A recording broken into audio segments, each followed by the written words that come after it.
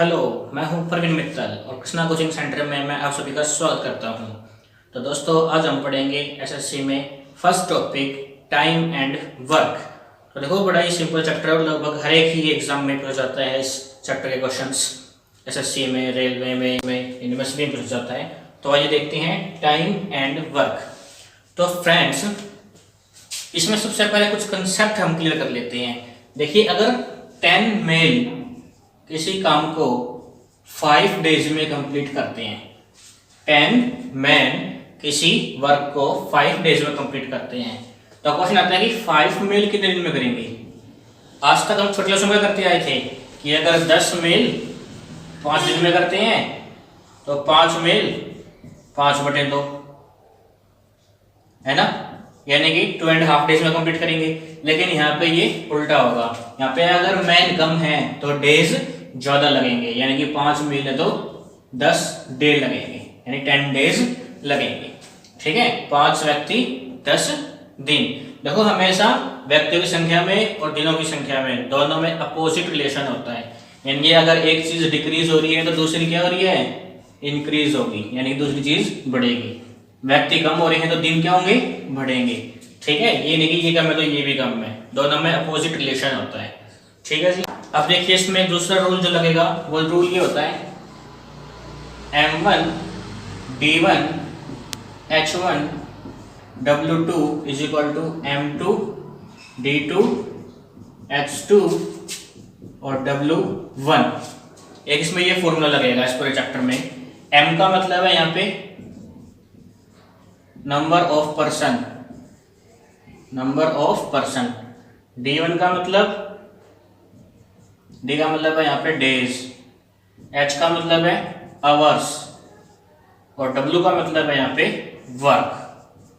ठीक है, यानी कि M1 नंबर ऑफ पर्सन, व्यक्तियों की संख्या, D1 number of days, H1 hours यानी कि कितने घंटों में काम करते हैं, W2 में वर्क 2। ध्यान रखना, यहाँ पे 1 1 1 है और यहाँ पे वर्क में 2 है। इस तरफ में सभी में 2 है, वर्क में 1 है, यानी कि वर्क सेकंड पहले लिखेंगे और वर्क 1 बाद में लिखेंगे। एक यही इसमें रूल लगेगा लगभग पूरे चैप्टर में। ठीक है, तो आइए अब हम क्वेश्चंस करते हैं। तो देखिए जी, ये क्वेश्चन है, 16 पुरुष एक काम को 7 दिन में पूरा कर सकते हैं। 16 पुरुष एक काम को 7 दिन में पूरा कर सकते हैं, तो इसी काम को 28 पुरुष कितने दिनों में पूरा कर सकेंगे, ये हमारा क्वेश्चन है। तो देखिए, इसकी इजी ट्रिक, ये वही फॉर्मूला लगाते हैं हम जो हमने पहले सीखा था, M1 into D1 is equal to M2 into D2। M1 का मतलब नंबर ऑफ पर्सन, यानी कि मैन 1 कितने हैं, 16, D1 इन डेज कितने हैं, 7, क्योंकि 16 व्यक्ति 7 दिन में काम पूरा कर रहे हैं।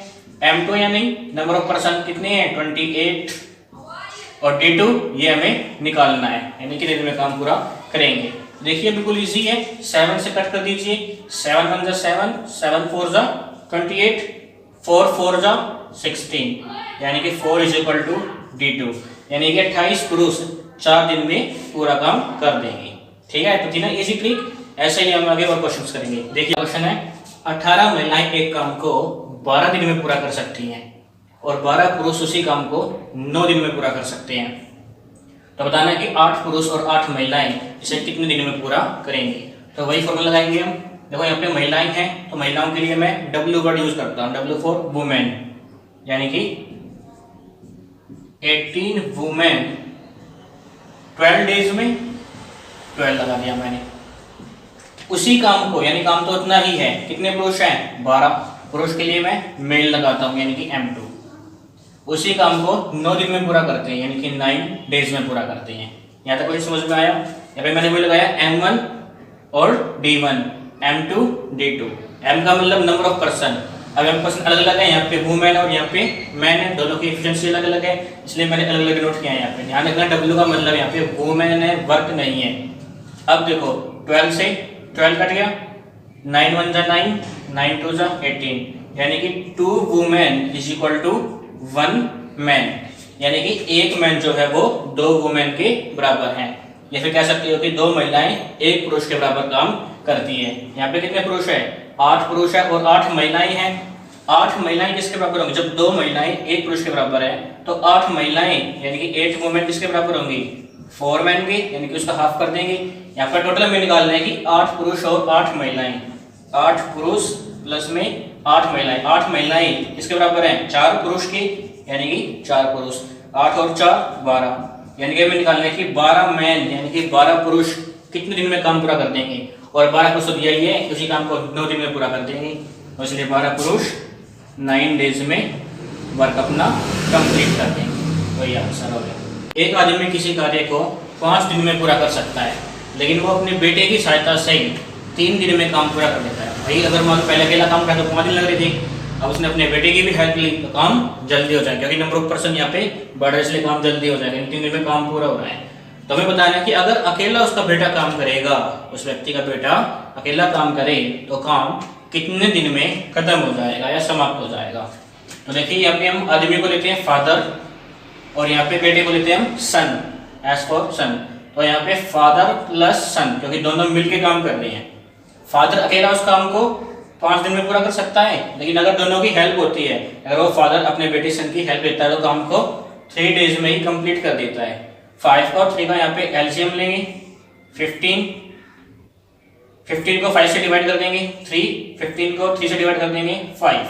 यहाँ पे दोनों एफिशिएंसी निकल गया, यानी कि अकेले फादर की एफिशिएंसी 3 है और फादर प्लस सन दोनों की मिलकर एफिशिएंसी 5 है। अब इस 5 में 3 एफिशिएंसी तो फादर की है, यानी कि सन की कितनी है? 2 एफिशिएंसी है। यहाँ लिखेंगे efficiency of sun, efficiency of sun. Sun की कितनी एफिशिएंसी आ गई? टोटल 5 है, जिसमें से 3 तो फादर की है, तो बेटे की कितनी आ गई? 2 आ गई। हमें बताना है कि बेटा अकेला उस काम को कितने दिन में पूरा कर देगा। तो देखिए 15 है, 15 यहाँ पे टोटल वर्क है, तो यहाँ पे निकालेंगे हम टोटल वर्क 15, बेटे की एफिशिएंसी 2, तो 15/2 यानी कि 7.5 डेज, यानी कि 7.5 डेज में सन अकेला सारा वर्क कंप्लीट कर देगा। ठीक है। ए तथा बी किसी कार्य को अलग अलग 20 दिन तथा 30 दिन में पूरा कर सकते हैं, यानी कि ए 20 दिन में करता है और बी 30 दिन में काम करता है। उन्होंने कुछ समय तक मिलकर काम किया, उसके बाद बी छोड़ के चला गया। कुछ पार्टनर ऐसे निकम्मे होते हैं, है ना, बीच में काम छोड़ के चले जाते हैं, तो बी भी यहाँ पे चला गया और फिर सारा काम ए को करना पड़ा, और जो शेष काम बच गया था वो ए ने 10 दिन में पूरा किया है। तो बताना है कि बी कितने दिनों के बाद काम छोड़ के चला गया। तो देखिए यहाँ पे 2 पर्सन है, एक ए और दूसरा बी। ए कितने दिन काम करता है?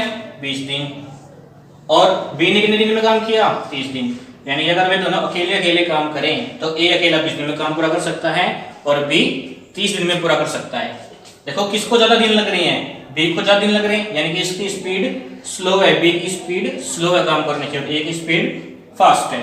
दोनों का एलसीएम लेंगे 20 का और 30 का, 60 डिवाइड कर देंगे 60 को 20 से 3 और यहाँ पे 2 आ गया, यानी कि ए की एफिशिएंसी 3 है और बी की एफिशिएंसी 2 है ना।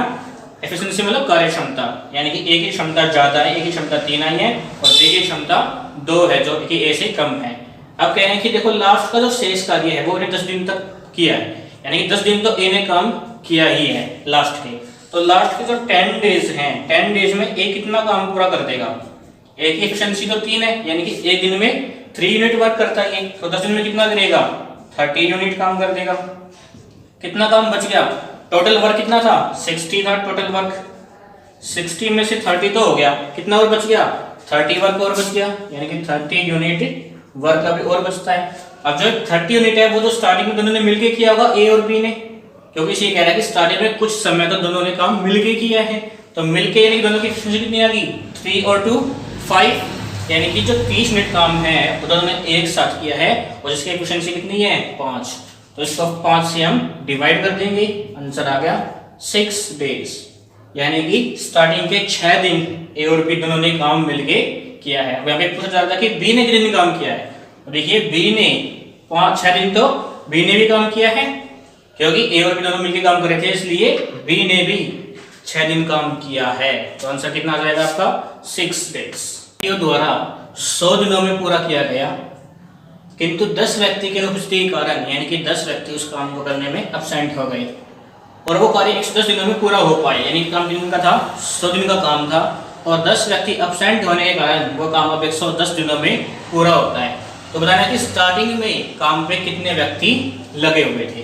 तो देखिए मैंने मान लिया कि स्टार्टिंग में m व्यक्ति काम पे लगे हुए थे और वो काम कितने दिन में पूरा करते थे 100 दिनों में, यानी कि डेज। उसके बाद 10 व्यक्ति अनुपस्थित, यानी कि टोटल कितने थे m, उसमें से 10 क्या हो गए अनुपस्थित, यानी कि एब्सेंट हो गए। और अपने दिन में काम पूरा होता है 110 दिनों में। देखिए वही फॉर्मूला है यहाँ पे भी, m1 d1 m2 और d2 यानी कि डेज 2।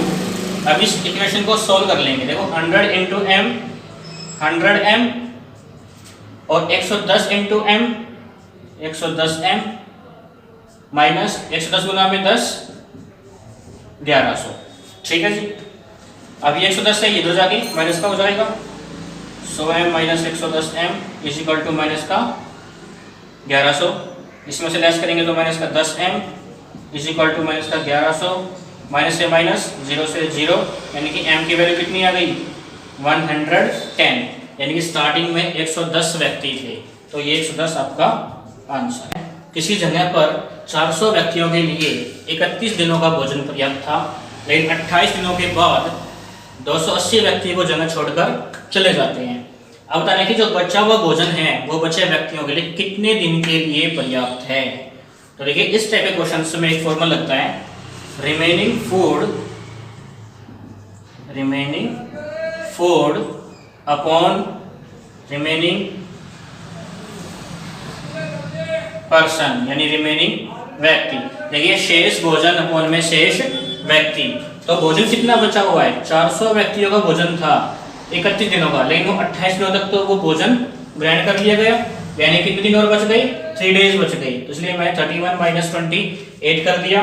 व्यक्ति कितने बचे हुए हैं, टोटल व्यक्ति 400 थे, जिसमें से 280 व्यक्ति को जगह छोड़ के चले गए, यानी कि 400 माइनस 280। अब देखो 400 31 में से 28 गए 3, 400 में से 280 गए 120।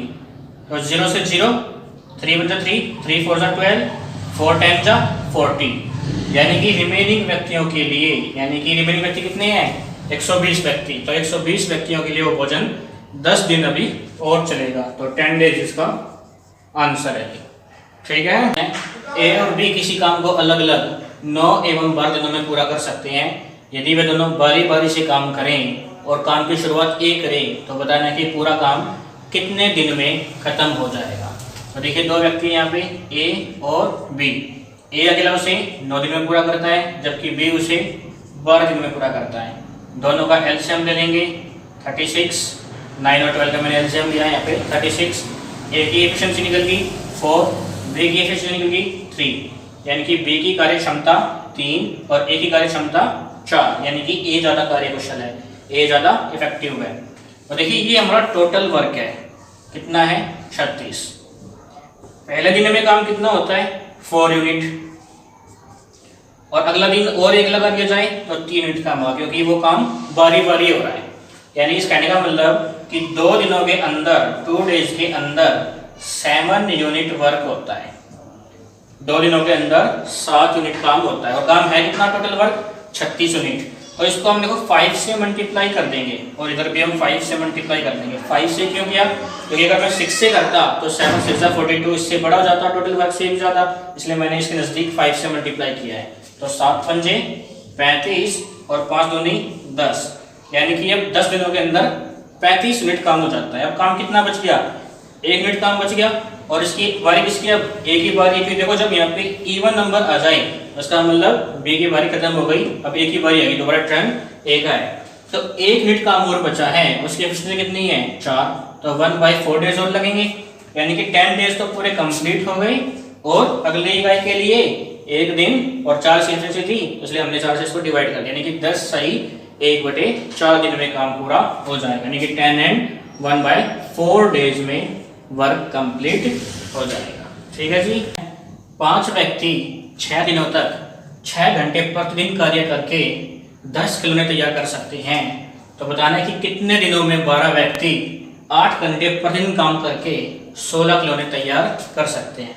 तो तो देखिए इसमें वही फॉर्मूला लगाएंगे, M1 D1 H1 W2 is equal to M2 D2 H2 और W1, यानी कि मैं number of person, days, hour, work, M2 यानी कि number of person second, day 2, hour second और वर्क 1।